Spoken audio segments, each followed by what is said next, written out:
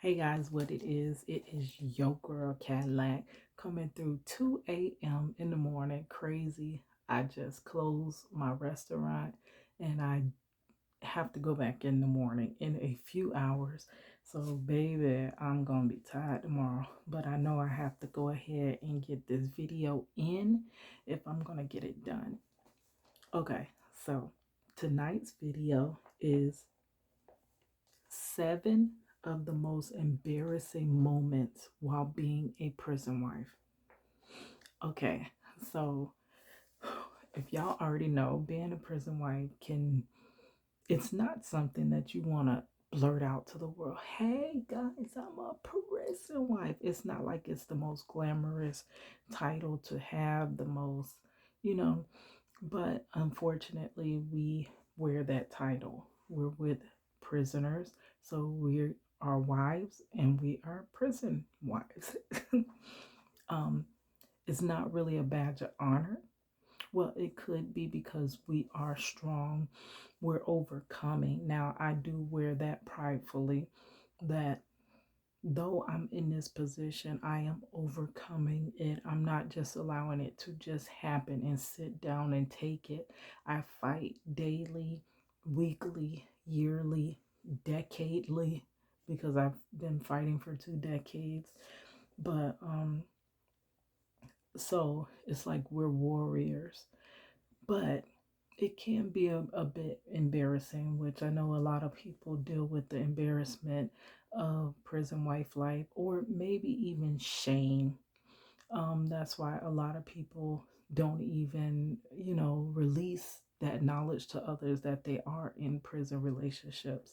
Along my way, I have discovered a couple of people that were actually prison wives, and I never knew. Like, girl, I just never knew. Me, I have always been vocal about it. I have always talked about it, though I get backlash, though I get criticism. I have always been open about it because number one, I'm not embarrassed of my husband. Number two, um, I need help. I need someone to help us with my husband's case. And if I don't open my mouth and tell the story, how can I get help? So those are my reasons for, broadcasting to the world via from MySpace. When MySpace came out, I've been on there. Hey, free my man Marcello, who was wrongfully convicted. Oh, guys, you know what? I forgot to introduce myself. Oh my gosh. Hi, guys. I am Cadillac Dixon. I am the Drama Life Prison Wife. I am the legally blind artist that is rapping and painting for justice. I am hoping to see justice before it all fades to black. Yeah, it's your girl, Cadillac. Okay, so let's get into the 7 embarrassing moments being a prison wife on my 20-year journey of being a prison wife. Okay, so number one, we going all the way back to the beginning, girl. Number one, when taking our daughter to a checkup, this was when she was a very young baby, like a little girl. And shortly after Marcello went to prison. Okay. So when I took our daughter to one of her first checkups, I think she was getting her you know how they have to get um their shots and this and that, and they're checking on the baby like months after. Girl, it's been so freaking long, I can't remember the time increments of taking your baby to those first checkups.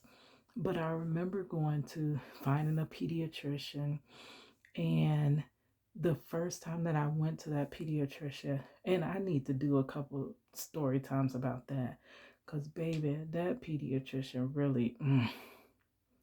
But the first thing, the first visit, when I took our daughter, well, she had to be within that first year.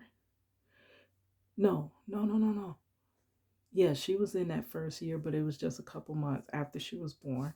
I took her back to a follow up checkup. And the first thing the doctor asked me is, So where's her father? And I mean, instead of me lying, like I've never lied on this, this journey. I've never was like, oh, well, he's just not here or this and that, or, he just can't be here now. Like I said, well, he's in prison. And the response that I got from that doctor was crazy. You know what he told me? He was like, oh, it figures. I'm like, what? How does it figure that he's in prison? Like, that makes no sense to me. How does it figure that he's in prison? That made me feel so low. I was 20. Our daughter was a couple months old. Marcello was 19. He may have just turned 20. And I don't know, it just made me feel so like shameful that, oh, look at you, you're down here and you don't have a father for your daughter and this and that. I don't know, it just started out this long, rocky, judgmental road. I probably need to do a whole series on, just taking my daughter to pediatricians and stuff as a single mother and as a prison wife. Like, girl, that's crazy. Okay, so number two, seeing family after a very long time and them asking you, girl, when are you gonna get married? Like, when you gonna move on and just go get married? When you go out of town, you're happy to see your family that you have not seen in a long time, or when they come visit you, you're extremely excited. Like, you want to see, your family from years ago and you want to have fun, but that it's always, that's coming up.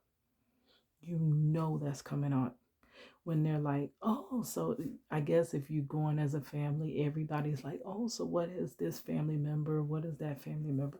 But it's coming time for you. Girl, you still waiting on him. Girl, when is you just gonna, you, when you gonna just move on? Like, you ain't gonna have no more babies.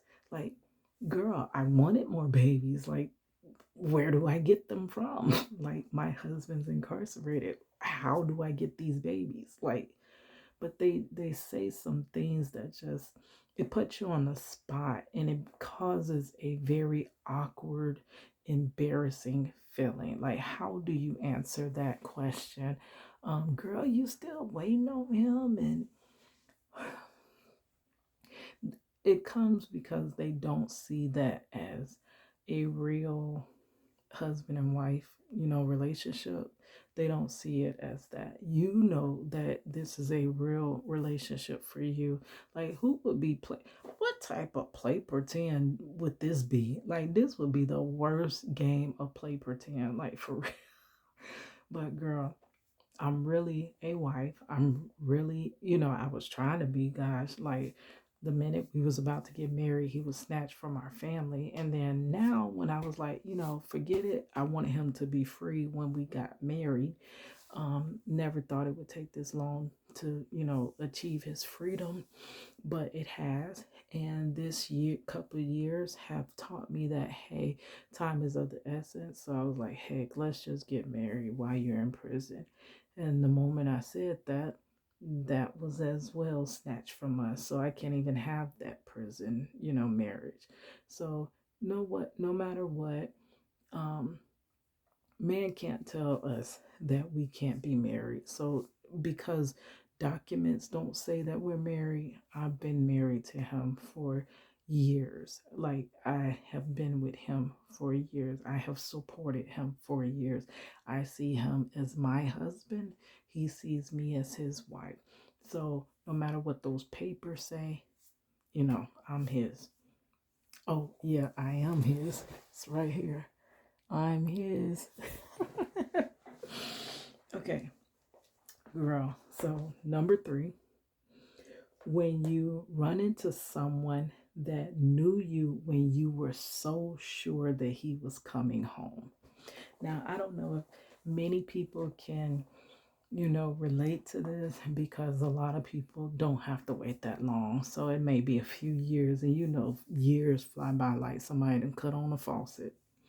But for someone like me that walked into this um, fully knowing that he had 40 years, um, now I disbelieved the 40 years, but I knew his sentence was 40 years.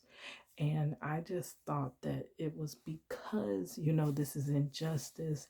Actually, justice does exist in this world. Good people, reside in this world, and that all I have to do is just let people know that he's there wrongfully convicted and somebody's going to help me. Like naive thinking. Um, that we can get past this. This is just a hurdle. I never thought it would take longer than 10 years. I really didn't think it would take up to 10 years to prove his innocence. Like, especially since they don't have any, evidence on him, or everything is not adding up. People lying on witness stands and stuff like that. I never thought that that type of conviction can stand. Like, that's a really flimsy case. And Marcello was convicted completely on, like, not even circumstantial evidence, because there's nothing circumstantially that adds up to him committing a crime. But if you have to say between hard evidence and circumstantial, they convicted him on circumstantial evidence. But when circumstantial evidence is what you convict somebody on, it has to be beyond a shadow of a doubt.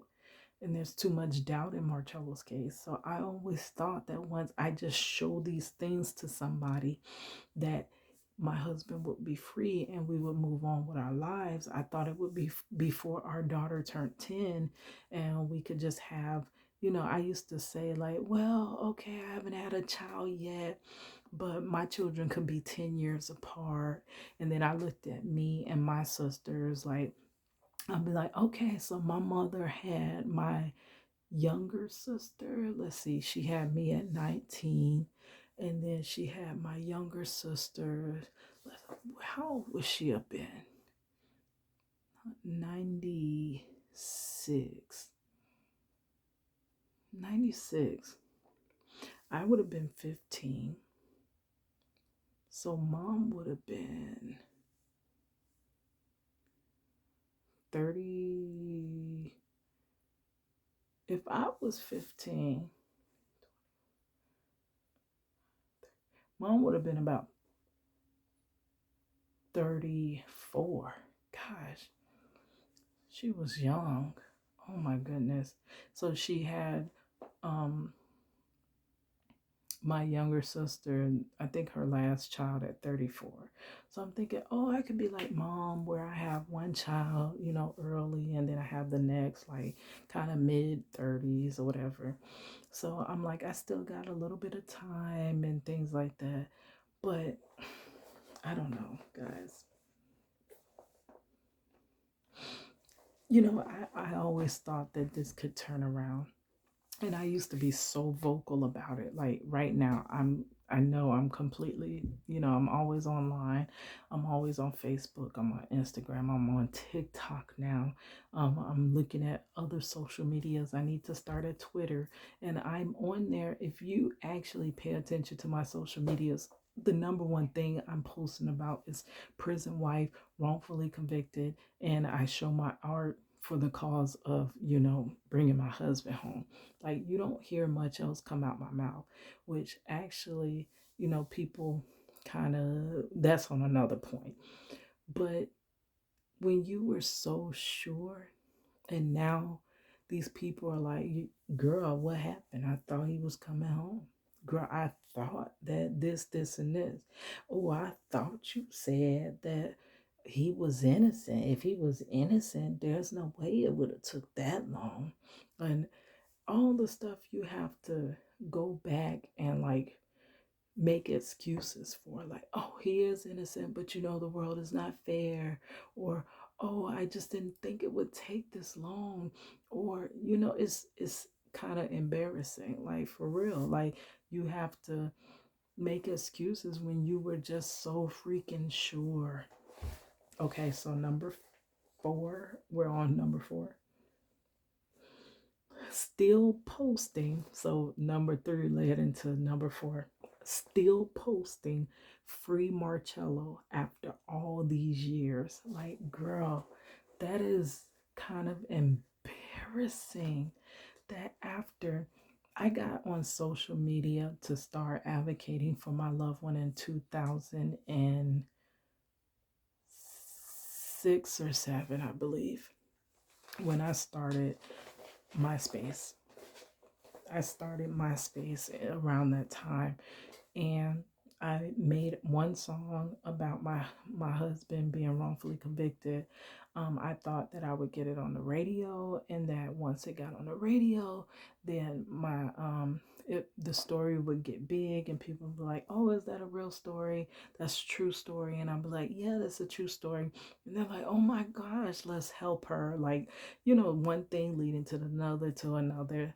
The radio, the song getting big on the radio, people stepping in, and boom, he's free. Once you get a wrongful conviction story or a story of injustice big, as you see, it can change the outcome of it. And that's how it kind of played out in my mind. But to still be, I joined Facebook in 2008, I believe. And it was because a girl that went to high school with me, she was like somewhat like a promoter or something like that. And I was trying to, get in touch with her about, because I was a female rapper. And she had said, "Hey, you're a female rapper. Like, do you have any music or anything?" And no, Facebook. I got on Facebook because they freaking just shut MySpace down. Like, that was the best platform, I think, for artists to actually make it. People were actually hearing my music. I was getting plays actually. So I ended up on Facebook. And then the reason I made the YouTube, I'm sorry, my first YouTube, is because the same girl had asked, did I have any music? And I didn't. So I had to make a YouTube video showing my music, and I'll link that in the description. My first music video that I created back in 2008. I drew and illustrated the frames so that you not only hear the story of my husband, but you can actually see the story. And I sent it to her, and it was crickets. Nothing I've ever done has moved. Like, it'll move a little bit, but it never brings into full fruition of other people spreading the word on this story. It just kind of stops with me. I tell you, it's like you remember that game telephone, like where I tell you something, no, you tell me something, and I tell the next, and then tell the next, and tell the next, then tell the next, until like a whole group of people got this message. That's what I thought would happen, but it's basically I tell you, and then it stops. Like, I need you to tell her to tell him, and I need the story out, but it doesn't happen that way. And for me, it's kind of embarrassing to see, years pass.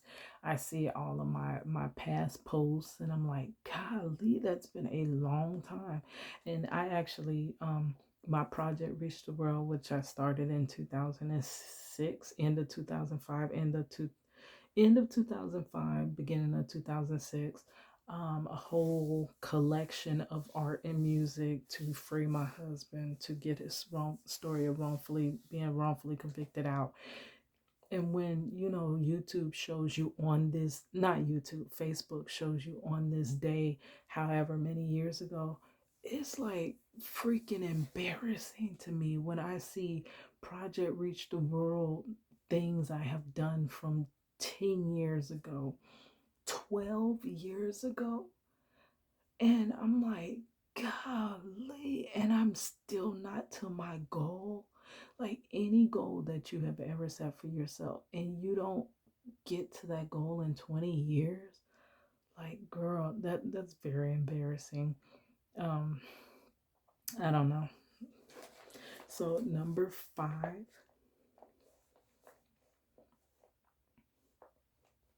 when meeting other prison wives and being asked how long he got, and other prison wives, when you give the answer of how long your man got, they look at you crazy. It's like, not only do you get, and I do have a video about that, I can link that in the description box.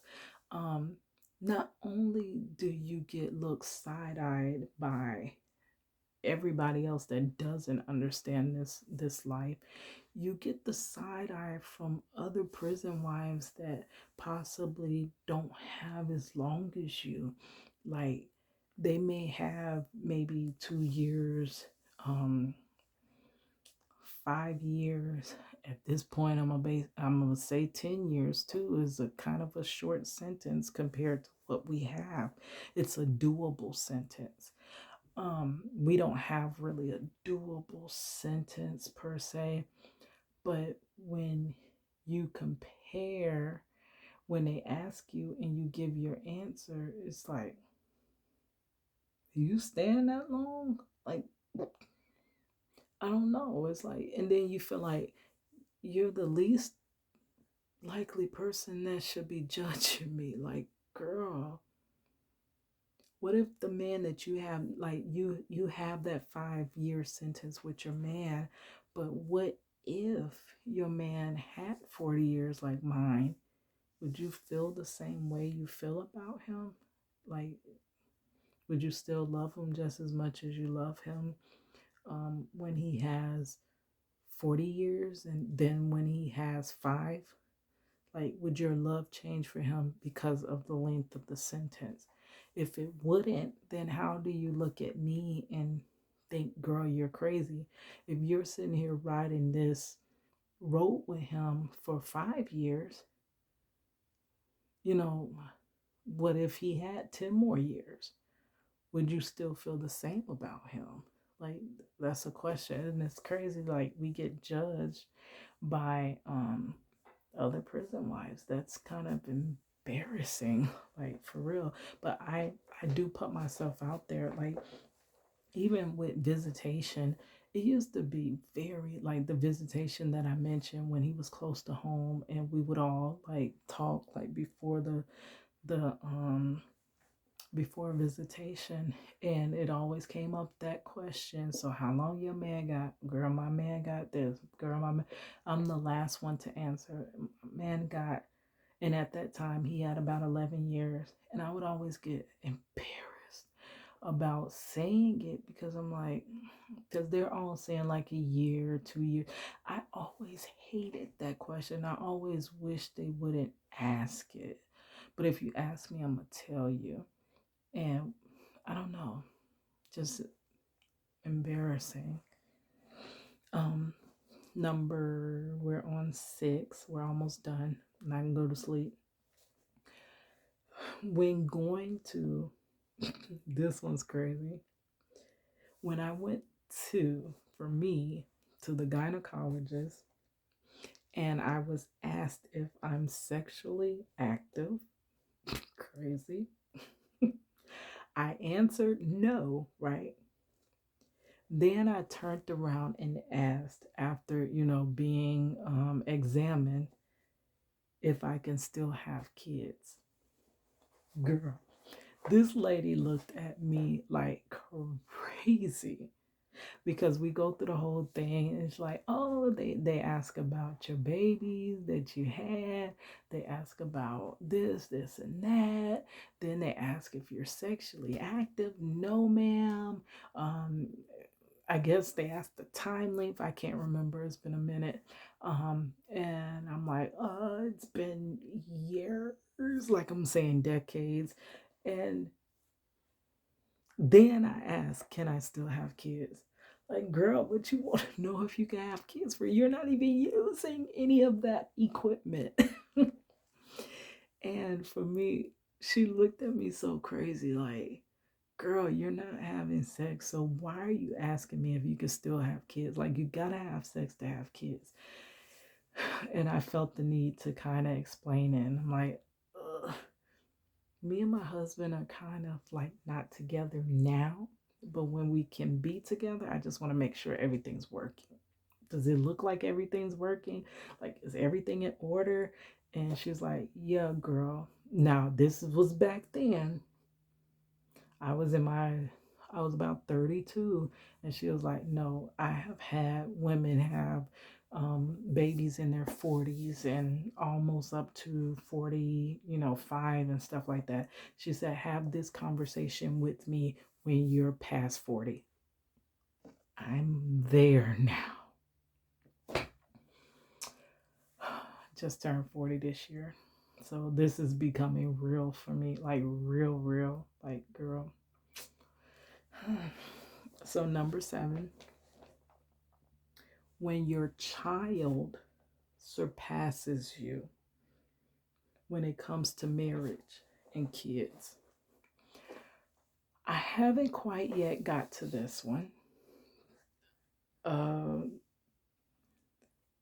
but it's looking like it could be that, our daughter that was a little child, like little girl, 9 months old when her father went to prison, that 9 month old could surpass where I'm at, which we all want our kids to do way better than us. But it feels like in my position that, I'm most likely will become a grandmother before I even become a mother, like a mother again. um, Most likely my daughter will grow up and get married before me and Marcello ever get married the first time. And it's kind of like, it's not well, it's kind of embarrassing, but it's not really an embarrassment yet because this is something that hasn't happened. It's kind of in my mind, like, if this happens, like, that's crazy. Like, I don't know, but I am in that stage of, because I can't get no fuel on this fire.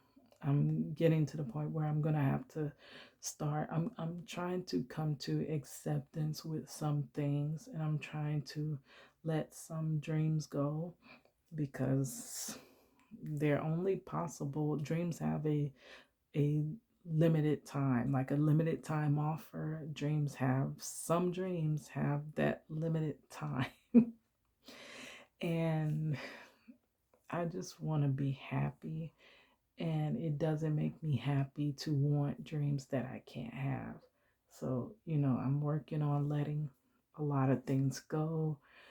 Uh, I'm on the floor crying like a baby, but, eventually I'm going to have to let go.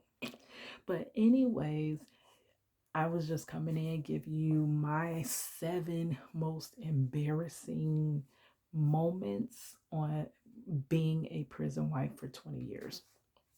And I will talk to you guys tomorrow. Hopefully, I wake up and get to work on time, girl. Anyways, it's your girl, Cadillac